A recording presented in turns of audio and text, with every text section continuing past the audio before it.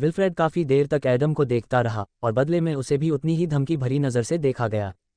Wilfred Adam का दुश्मन नहीं था, लेकिन अगर वह दुश्मन नहीं था तो इसका मतलब यह नहीं था कि वह दोस्त था। एडम इतना अनुभवी था कि उसे इस सरल सत्य का एहसास हो गया था। विल्फ्रेड ने अगली सिगरेट जलाई, उसे पूरा पी लिया और एक विचारशील नज़र से दूसरी ओर देखने लगा। ये स्पष्ट था कि इससे उसे शांत होने और अपने विचारों को इकट्ठा करने में मदद मिली। ठीक है, तुम सही हो, मानव जीवन ही एकमात्र चीज़ नहीं है जिसकी हम ब्लैक स्वान को परवाह है। हालांकि हमारे और विशेष रूप से मेरे कारण तुम्हारे काम के नहीं हैं, है ना? विल्फ्रेड ने कहा, धीरे धीरे अपनी नज़र रात के आसमान से एडम पर घुमाते हुए। आदा ने गला साफ किया। भले ही विल्फ्रेड ने अपनी आभा नहीं दिखाए और वह एक सामान्य व्यक्ति से अलग नहीं लग रहा था, एडम को एक अजीब दबाव महसूस हुआ। ये निश्चित रूप से कोई क्षमता या आभा नहीं थी, उसे इस बात का यकीन था। ये कुछ और ही लग रहा था, फिर भी अधिक सरल और तुच्छ। ये दबाव उसके शब्दों में शुद्ध ज्ञान या शुद्ध आत्मविश्वास से आया था। एडम इसका कारण निर्धारित नहीं कर सका, एक तरह से यह उसके लिए कुछ नया और अज्ञात था। आपको इस बात की चिंता करने की ज़रूरत नहीं है कि हम एडन हैंक से क्यों छुटकारा पाना चाहते हैं, जब तक कि आपका लक्ष्य भी यही है ना? विल्फ्रेड ने बेहद गंभीर भाव से पूछा। एडम ने गहरी सांस ली, इसका कारण उसके अगले शब्द नहीं थे बल्कि स्थिति को स्वीकार करना था। तुम उसे मारना चाहते हो, है ना? ऐसा नहीं है कि यह मेरे नैतिक सिद्धांतों के विरुद्ध है, अब नहीं, लेकिन मुझे स्पष्टता चाहिए। क्या तुम मुझे यही दे सकते हो? विल्फ्रेड ने मुस्कुराते हुए राख को सीधे फर्श पर फेंक दिया। अब नहीं। हाँ, तो 40 दिन पहले तुम्हें संदेह था। खैर, अगर तुम इसके बारे में सोचो तो यह आश्चर्य की बात नहीं है। मैं भी एक बार ऐसा ही था। विल्फ्रेड कड़वाहट से मुस्कुराया, फिर उसकी निगाहें ठंडी हो गईं। विल्फ्रेड ने सिर हिलाया। हाँ, हम उसे मार देंगे। ये तथ्य कि वह लोगों की हत्या कर रहा है और फैंटम पर प्रयोग कर रहा है, हमारे अन्य कारणों की परवाह किए बिना पर्याप्त से अधिक है। मैं समझता हूँ, मेरे दुश्मन का दुश्मन मेरा दोस्त है ना? बिल्कुल। विल्फ्रेड मुस्कुराया, अपनी सिगरेट बुझा दी और एक कदम आगे बढ़कर अंधेरे में डूब गया। एडम ने कुछ भी कहने या विल्फ्रेड को पकड़ने की कोशिश करने की जहमत नहीं उठाई, क्योंकि जैसे ही विल्फ्रेड आगे बढ़ा, एडम को एहसास हो गया कि यह व्यर्थ था। ब्लैक स्वान, ऊपरी रिंग से उनके बारे में जानना मुश्किल है, कम से कम मेरे और सिल्वाना के लिए। हमारे पास इसके लिए पर्याप्त शक्ति नहीं है। एडम ने मन ही मन बुदबुदाया, अपनी ठुड्डी को सोच समझकर रगड़ते हुए। उसने सोचा कि क्या उसे ब्लैक स्वान के बारे में कोई और जानकारी मिल सकती थी जिसे वह जानता था। बेशक, वह हर किसी से पूछ सकता था, लेकिन ऐसा करना सबसे बेवकूफ़ी भरा काम होगा। इसके अलावा वह ट्रॉन से कुछ जानने की कोशिश कर सकता था या डेमियन से भी इसके बारे में पूछ सकता था, लेकिन एडम उनसे इसके बारे में और अपने लक्ष्यों के बारे में बात करने के लिए तैयार नहीं था। हालांकि एडम के पास एक ही विकल्प था। ठीक है, एडम ने चेहरे पर हल्की मुस्कान के साथ कहा, ज़ेरा, तो वे तस्वीरें किसी कारण से फ्लैश ड्राइव पर चली गईं। भले ही उसके पास कोई गोपनीय जानकारी न हो, लेकिन उसे कुछ तो पता ही होगा। अंधेरा और घना होता गया, जबकि चांद धीरे धीरे क्षितिज रेखा तक पहुंचने के उद्देश्य से आकाश में घूम रहा था। अगली सुबह के साथ ही लाखों लोग अपने काम पर लौट आए, कुछ अकादमी में, कुछ काम पर, या राक्षसों को मारने के लिए डेडलैंड में। इस जटिल तंत्र को चालू रखने के लिए हर किसी ने अपना काम किया।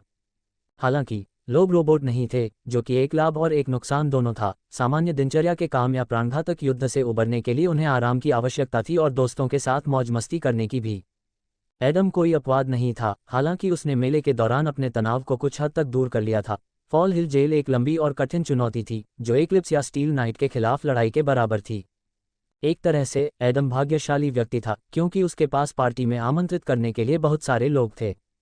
सब कुछ तैयार था, इसलिए सभी को एक जगह इकट्ठा होना था, क्योंकि पार्टी 1 घंटे में शुरू होने वाली थी, फर्स्ट रिंग के एक महंगे रेस्तरां में। कदम कदम कदम, एडम धीरे धीरे उस इमारत की ओर चला, जो लगभग एक गगनचुंबी इमारत जितनी ऊंची थी, लेकिन वह आगे नहीं गया, क्योंकि वह किसी का इंतजार कर रहा था। जल्द ही दरवाजा खुला और कंधे तक लंबे काले बाल वाली एक लड़की बाहर निकली। उसने एक खूबसूरत पोशाक और अपनी सुंदरता को निखारने के लिए कुछ गहने पहने हुए थे। उस समय जो कोई भी इस लड़की को देखता, वह सोचता कि वह अक्सर कपड़े पहनती होगी और उसमें फैशन की समझ होगी, लेकिन एडम के लिए यह एक सफ़ेद कौवे को देखने जैसा था, उतना ही दुर्लभ और आश्चर्यजनक। क्या कुछ गड़बड़ है? सिल्वाना ने अपने बाल ठीक करते हुए पूछा। एडम को उसे औपचारिक कपड़ों में और बिना गहनों के देखने की आदत थी, इसलिए उसे समायोजित होने में थोड़ा समय लगा। नहीं, कोई बात नहीं, चलें। जरूर, सिल्वाना ने गंभीर भाव से उत्तर दिया। पोशाक, आभूषण और हल्का मेकअप उसके व्यक्तित्व को नहीं बदल सका। वह अब भी वैसी ही थी। एडम और सिल्वाना कार में सवार होकर सीधे फर्स्ट रिंग की ओर चल पड़े। उन्हें समय पर वहां पहुंचने के लिए ट्रेन लेनी थी, लेकिन एडम ने विशेष मार्ग पर जाने के लिए ज़्यादा पैसे देने का फैसला किया।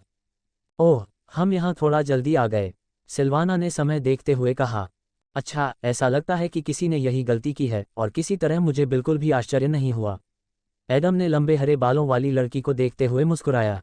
अजीब बात यह है कि इस बार कायला ने एक सफ़ेद पोशाक पहनी थी जो उसके कर्व्स को उभार रही थी। उसने स्पष्ट रूप से एडर की सलाह का पालन किया।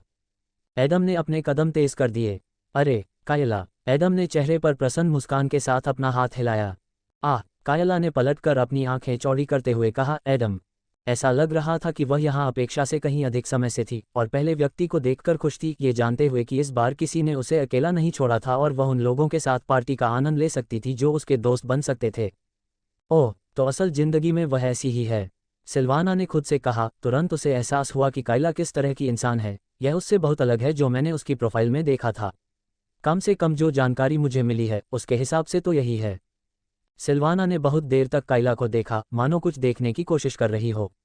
फिर वह चलकर एडम के पास खड़ी हो गई और झुककर प्रणाम किया। नमस्ते, मेरा नाम सिल्वाना है, मैं एडम्स ऑपरेटर हूँ, आपसे मिलकर खुशी हुई, सिल्वाना ने सम्मानपूर्वक कहा। एक ऑपरेटर के रूप में वह फैंटम का अपमान नहीं कर सकती थी, भले ही वह एडम न हो। एक ऑपरेटर जो सार्वजनिक रूप से व्यवहार करना नहीं जानता था, वह वास्तव में अपमानजनक था। सबसे पहले अपने फैंटम का अपमान करता था और फिर बाकी सभी का। यही कारण था कि ऑपरेटर अकादमी में सामाजिक नियम और शिष्टाचार इतने महत्वपूर्ण थे। ओह, एडम ने मुझे तुम्हारे बारे में बताया। कायला की आंखें चमक उठीं। सिल्वाना ने एडम की ओर देखा। क्या ये सच है? कायला ने जवाब दिया, ज़रूर। हमारे पास ज़्यादा समय नहीं था, हम प्रागो के खिलाफ मुकाबले की तैयारी कर रहे थे, लेकिन आराम करते समय हमने विभिन्न विषयों पर चर्चा की। मैं समझ गई। खैर, मुझे उम्मीद है कि मैं आपकी उम्मीदों पर खरा उतरूंगी। सिल्वाना ने गंभीर भाव से सिर हिलाया। एडम ने पीछे मुड़कर देखा जैसे वह किसी को ढूंढ रहा हो। कायला, क्या तुम अकेली आई हो? मुझे लगा कि तुम अपने ऑपरेटर को भी साथ ला रही हो। कायला ने शर्म से दूसरी ओर देखा और अपना गाल खुजाने लगी। ये कल्पना करना कठिन है, लेकिन वह मुझसे भी अधिक शर्मीला है। उसे अजनबियों की संगति पसंद नहीं है। मैं ये जानता हूँ, इसलिए मैंने उस पर दबाव नहीं डाला। एडम मुस्कुराया। कांपना। वह कुछ कहने ही वाला था कि अचानक एक गड़गड़ाहट जैसी आवाज़ आई, जैसे किसी ने कोई चीज़ तोड़ दी हो या चकनाचूर कर दी हो। तभी एक आदमी गली से बाहर आया, उसकी नाक से खून बह रहा था। वह एडम, कायला और सिल्वाना से कुछ ही मीटर की दूरी पर गिरा। एडम ने असमंजस में अपना सिर झुका लिया। उसे समझ नहीं आ रहा था कि क्या हो रहा है या फर्स्ट रिंग में कौन लड़ रहा है। क्या कोई पहले से ही नशे में है? कायला ने भौहें उठाईं। उसे स्पष्ट रूप से यह अजीब लगा। कमीने, जब तक तुम्हारा सिर तुम्हारे कंधों पर है, भाग जाओ यहाँ से। एक धमकी भरी आवाज़ गूंजी, जिससे वह आदमी तुरंत उठ खड़ा हुआ और आंखों में डर भरकर भाग गया। एडम और कायला मुस्कुराए। उन्हें ये समझने में बस एक पल लगा कि वह कौन था, और कार्रवाई उचित से ज्यादा थी। उसके बाद अदिर अंधेरे से बाहर आया। उसने एक औपचारिक ग्रे सूट पहना हुआ था। क्रिटा उसके बगल में चल रही थी। उसने एक ढीली सफ़ेद शर्ट और एक काले चमड़े की स्कर्ट पहनी हुई थी। उसने अपने चेहरे पर एक उज्ज्वल मुस्कान के साथ अदिर की बाँह को कसकर पकड़ लिया। अजीब बात यह है कि अदिर के बगल में एक और लड़की थी। हालांकि इससे क्रिटा को जलन नहीं हुई, क्योंकि वह लोला थी। हालांकि वह उम्र में दूसरों से बहुत अलग नहीं थी, लेकिन उसका प्यारा चेहरा और छोटा कद, लाल सुंदर पोशाक के उसके चुनाव को सही बना रहा था। उसने 2 लंबी चोटियां बनाई थीं। ओह, तुम पहले से ही यहाँ हो। क्या हम देर हो गए हैं? अदिर ने भौहें उठाईं और क्रिटा की ओर देखा। क्रिटा ने अपना सिर हिलाया। ऐसा होने की संभावना बहुत कम है। अच्छा हुआ कि हम थोड़ा जल्दी निकल आए, वरना हम लोला से नहीं मिल पाते। हाँ, तुम लोगों के साथ क्या हुआ था? एडम ने थोड़ा हैरान होकर पूछा। टस्क, एडिर ने भौहें सिकोड़ी, नाक सिकोड़ी और हाथ हिलाया। अभी तो रात के 9 बजे हैं और किसी बेवकूफ़ ने पहले ही कुछ बोतलें पी ली हैं और लोला को परेशान कर रहा है। मैं ऐसे लोगों को कभी नहीं समझ पाऊंगा। कोई किसी बच्चे के लिए बुरा कैसे चाह सकता है?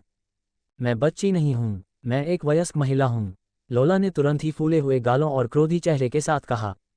अदिर ने उपहासपूर्वक मुस्कुराया। तुम वयस्क हो सकती हो, लेकिन तुम निश्चित रूप से एक महिला नहीं हो। एक महिला ऐसी ही दिखती है। अदिर ने गर्व से क्रिटा की ओर इशारा करते हुए कहा, तुम एक प्यारी लड़की हो। फिर अदिर मुड़ा और उसकी नज़र कायला से मिली और अंत में सिल्वाना से। ओह, बुरा नहीं, बिल्कुल भी बुरा नहीं। लेकिन अदिर ने शैतानी ढंग से हंसते हुए कहा, खुद सोचो मैं किसके बारे में बात कर रहा हूँ।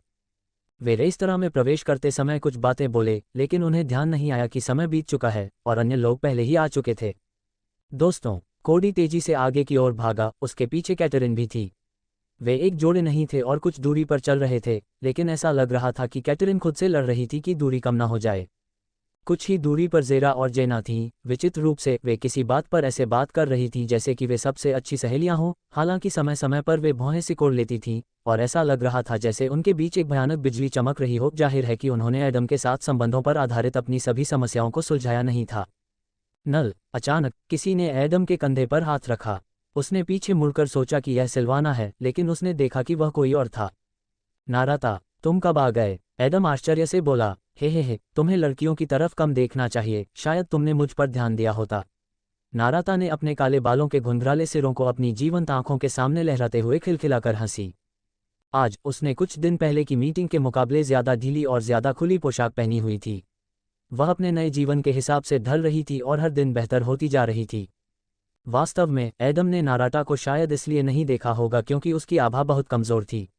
ये सिल्वाना या लोला की तुलना में बहुत ज़्यादा मजबूत थी, लेकिन मुश्किल से K0 फैंटम स्तर तक पहुंच पाए। एडम, जेना और ज़ेरा ने एक साथ कहा, एक ने दोस्ताना मुस्कान के साथ, दूसरे ने चालाकी से। हालांकि उनके इरादे बिल्कुल स्पष्ट थे। उनमें से कोई भी कुछ नहीं छिपा रहा था।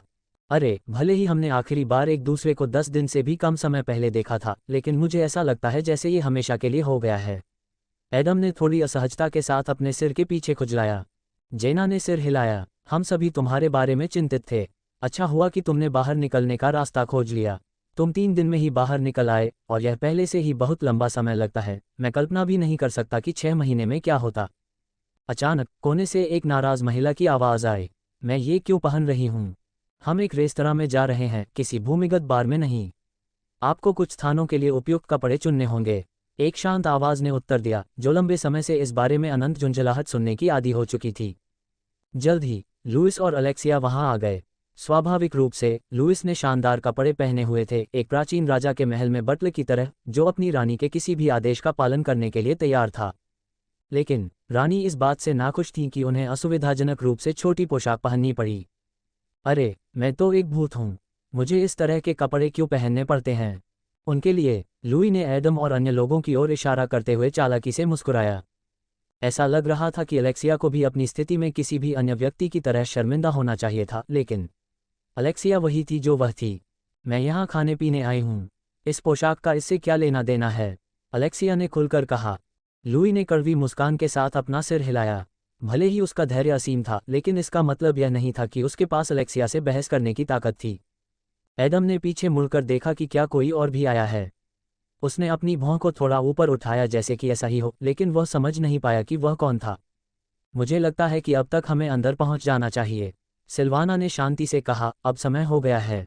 जरूर, एडम ने सिर हिलाया। ठीक है, अब चर्चा का समय है। मुझे यह उपद्रवी लड़की पहले से ही पसंद है, अदिर ने अलेक्सिया की ओर इशारा करते हुए जोरदार ढंग से कहा। हाँ, तुम्हें लगता है कि तुम मुझसे ज्यादा पी सकते हो? अदिर ने अहंकार से अपनी थोड़ी उठाई। वास्तव में इस पर बहस भी नहीं हो सकती। ...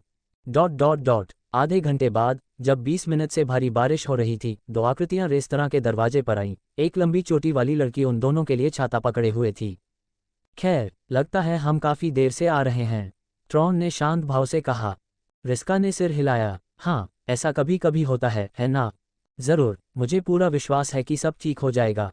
ट्रॉन मुस्कुराया। चलो देखते हैं कि K1 फैंटम्स, जो प्रतिभाशाली लोगों में से एक है, कैसे आराम कर रहे हैं। ट्रॉन और रिस्का दूसरी मंजिल पर चले गए, जहां पार्टी की मुख्य गतिविधि हो रही थी। उन्होंने अपना छाता और रिस्का का बैग पहली मंजिल पर छोड़ दिया। एक रेस्तरां कर्मचारी ने बारिश में भीगे ट्रॉन का कोट लेने की पेशकश की, लेकिन ट्रॉन ने मना कर दिया और कोई भी उससे बहस करने को तैयार नहीं था। एडम उत्सुकता भरी निगाहों से कॉकटेल पी रहा था और एडिर और कृता को देख रहा था, जो अब सबके ध्यान का केंद्र थे। एडिर भले ही सबसे विनम्र और शिष्ट व्यक्ति न रहा हो, लेकिन वह निश्चित रूप से जानता था कि महिलाओं के साथ कैसे व्यवहार करना है, खासकर उस महिला के साथ जिसे उसने चुना था। यही बात उसके नृत्य कौशल के बारे में भी कही जा सकती है। वाह, मैंने तो सोचा भी नहीं था कि वह ऐसा करने में सक्षम है, लोला ने आंखें फैलाकर कहा। वह एडिर और कृता को गौर से देख रही थी। वे एक आदर्श जोड़ी की तरह सुंदरता से नृत्य कर रहे थे, जिससे पता चल रहा था कि उनकी महारत कितनी उच्च थी और वे इस प्रक्रिया का कितना आनंद ले रहे थे। अदिर मुख्य भूमिका में था, कृता का मार्गदर्शन कर रहा था, लेकिन कभी कभी उसे उसके साथ तालमेल बिठाना पड़ता था क्योंकि वह कभी कभी छोटी मोटी गलतियां कर देता था। ऐसा नहीं था कि वह उतना अच्छा नहीं था जितना वह दिखना चाहता था, बस आखिरी बार जब उन्होंने डांस किया था वह काफ़ी समय पहले हुआ था। यह उन दोनों के लिए एक महत्वपूर्ण क्षण था क्योंकि उस समय बाकी सभी की निगाहों के बावजूद उनकी नज़रें केवल एक दूसरे पर ही थीं। कृता ने अपनी खुशी बिल्कुल नहीं छिपाई। अदिर ने ऐसा करने की कोशिश की, लेकिन कोई भी देख सकता था कि वह भी कृता की तरह ही उनके रिश्ते से खुश था, शायद उससे भी ज़्यादा। सुंदर कदम, ये पहचानने लायक है। उन दोनों ने स्पष्ट रूप से इस पर काफ़ी समय और प्रयास खर्च किया है। सिल्वाना ने टिप्पणी की, हालांकि वह प्रभावित हुई, हालांकि वह आमतौर पर चुपचाप प्रशंसा करती थी। काइला ने अपने होंठ काटे। ऐसा लग रहा था कि दूसरों के विपरीत वह अपने श्रम के प्रति उत्साह या सम्मान के अलावा एक अन्य भावना महसूस कर रही थी। कदम कदम कदम। अचानक लुइस काइला के पास पहुंचा। उसके लंबे नीले बाल हल्के से हिल रहे थे, जिससे उसकी नज़रें उसकी ओर खींच गईं, जिससे वह उसकी मनमोहक नीली आंखों में देखने लगी। एक ऐसा जाल जिससे एक महिला के दिल के लिए बच पाना बहुत मुश्किल था। कायला हैरान थी। उसे समझ में नहीं आ रहा था कि लुइस ने उसके पास आने का फैसला क्यों किया, जबकि उसे अलेक्सिया की देखभाल करनी चाहिए थी। खैर, अभी अलेक्सिया कैटरीन के साथ प्रतिस्पर्धा कर रही थी कि कौन सबसे अधिक केक खा सकती है, इसलिए लुइस के पास कुछ खाली समय था। लुई ने कायला की थोड़ी को पकड़कर उसे थोड़ा ऊपर उठाया, लेकिन उसने उसकी ओर नीचे नहीं देखा, हालांकि वह देख सकता था वह कायला से थोड़ा लंबा था। तुम क्या कर रहे हो? कायला ने भारी भौहें सिकोड़ते हुए तुरंत लुइस की कलाई पकड़ ली। अधिकांश फैंटम, जो 1 महीने से अधिक समय से फैंटम थे, पहले से ही सामान्य परिस्थितियों में अपनी शक्ति को नियंत्रित करना सीख चुके थे, ताकि आम लोगों, विशेष रूप से ऑपरेटरों को नुकसान न पहुंचे। हालांकि कायला को इसमें कुछ परेशानी हो रही थी। पहले वह मिशन के दौरान केवल अपने ऑपरेटर या अन्य फैंटम से ही संवाद करती थी। इस प्रकार अब वह लुई की कलाई को थोड़ी अधिक जोर से दबा रही थी, जितना उसे इस तरह की स्थिति में दबाना चाहिए था। मार्शल लेडी, क्या आप अपनी पकड़ ढीली कर सकती हैं? मुझे दर्द हो रहा है। लुई ने संकुचित आंखों और एक दोस्ताना मुस्कान के साथ कहा। मेरा ऐसा कोई इरादा नहीं था। काइला ने आह भरी। उसे एहसास हुआ कि वह क्या कर रही थी। बेशक ये लुइस की अपनी गलती थी, लेकिन एक प्रेत के रूप में अपनी शक्ति को नियंत्रित करना उसका दायित्व था। क्रैकल। उसी समय कांच टूटने की आवाज़ आई। कैटरीन और कोडी ने उलझन में अलेक्सिया को देखा। उसकी मुट्ठियां कसकर बंद थीं और उसके हाथों से कांच का चूरा गिर रहा था। एक साधारण कांच के टुकड़े उसकी त्वचा को नुकसान नहीं पहुंचा सकते थे और दबाव में चूर्ण में बदल गए थे। अलेक्सिया ने स्पष्ट रूप से अचानक क्रोध के कारण ऐसा किया था। दूसरों को यह समझने में केवल कुछ सेकंड लगे कि क्या हुआ था, लेकिन लुइस ऐसा नहीं होने दे रहा था। लुई ने थोड़ा सिर हिलाया, फिर धीरे से कायला का हाथ लिया और चेहरे पर एक धूर्त मुस्कान के साथ कहा, क्या आप माफ़ी के तौर पर मुझे एक बार डांस करने का मौका देंगे? मैं इससे ज़्यादा कुछ नहीं मांगूंगा। कायला बहुत शर्मा गई। वह जल्दी से कुछ भी करने में असमर्थ थी, इसलिए उसने केवल शर्म से सिर हिला दिया। यहाँ छिपाने के लिए कुछ भी नहीं था। कायला ने कभी किसी पुरुष के साथ नृत्य नहीं किया था, खासकर लुई जैसे सुंदर पुरुष के साथ। अगर दूसरी लड़कियां जो सड़क पर चलते समय लुई से अपनी नज़रें नहीं हटा पाती थीं, उसे देखती तो वे काइला से बहुत ईर्ष्या करतीं। लेकिन ईर्ष्या के कारण अलेक्सिया ने गुस्से में कांच नहीं तोड़ा था। लुई इस बात को अच्छी तरह समझता था। हालांकि उस समय अलेक्सिया कैटरीन के साथ मस्ती कर रही थी, केक खाने में प्रतिस्पर्धा कर रही थी, लेकिन उसने देखा कि कायला की पकड़ बहुत मजबूत थी। लुइस के दर्द के कुछ सेकंड, हालांकि यह उसके चेहरे पर भी नहीं झलक रहा था, अलेक्सिया के लिए कायला को अपनी निगाहों से जलाने के लिए पर्याप्त था। किसी भी अन्य स्थिति में कायला ने इस बात पर ध्यान दिया होता, लेकिन तभी भावनाओं के तूफान ने उसे पूरी तरह से घेर लिया और वह केवल एक ही चीज़ के बारे में सोच रही थी, नृत्य। ये लुइस या उसके सुंदर होने के बारे में भी नहीं था, ये तो किसी व्यक्ति द्वारा व्यक्तिगत रूप से ध्यान आकर्षित करने के बारे में था। अलेक्सिया, क्या हम आगे बढ़ेंगे? कैटरीन ने अजीब तरीके से पूछा, लेकिन अलेक्सिया ने उसे कोई जवाब नहीं दिया। हाँ, लगता है किसी को जलन हो रही है ना?